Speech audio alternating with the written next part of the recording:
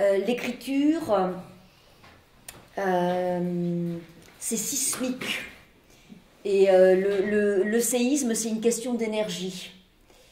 Et j'aime beaucoup l'étymologie du mot énergie. C'est ergon, c'est dans le travail, ça veut dire ça. Être dans l'énergie, c'est être dans le travail.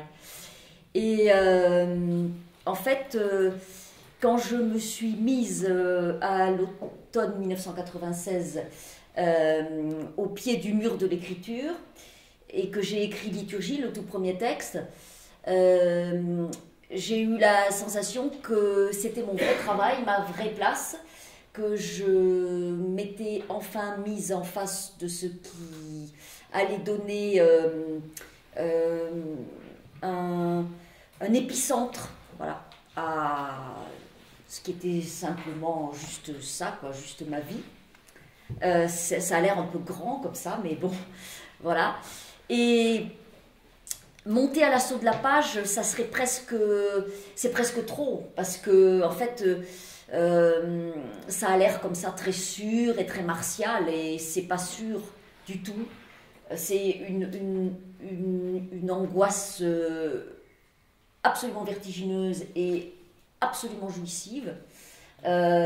Ça va ensemble, le vertige et cette jouissance-là, d'écrire et d'être dans l'étreinte avec les mots et avec la matière verbale. Voilà, pour moi l'écriture c'est ça, c'est comme être dans la tranchée avec la matière des choses, c'est-à-dire la matière textuelle, et ça se malaxe, ça cogne, on y va, on se retire, on recommence.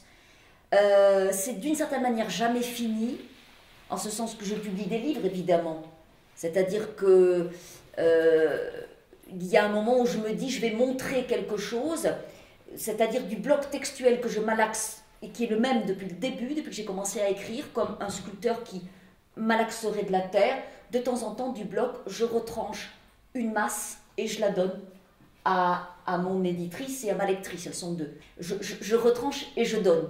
Et ça va faire un livre, mais c'est toujours la même chose qui se passe, c'est toujours la même affaire qui se joue. Je ne raconte pas grand-chose, voire à peu près rien. Je veux juste arriver avec le matériau verbal à faire incarner en toute modestie et en tout orgueil un monde.